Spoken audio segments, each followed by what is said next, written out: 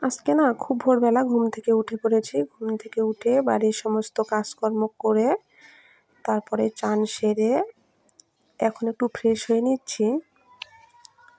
Fresh হয়ে এখন যাব রান্নাঘরে। তো চলো রান্নাঘরে যাই। রান্নাঘরে গিয়ে ভাতটা বসাই দিলাম।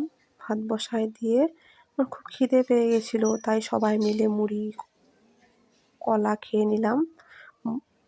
সকালের খাবার খেয়ে তারপরে সবজি কাটতে লেগে পড়েছি।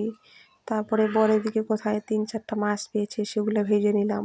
সমস্ত রান্নাবাড়া করে তারপরে আমি গেলাম আমার ঘরে। ঘরে গিয়ে দেখি সমস্ত বাইকের কাগজপত্র ভিজে একদম একাকার।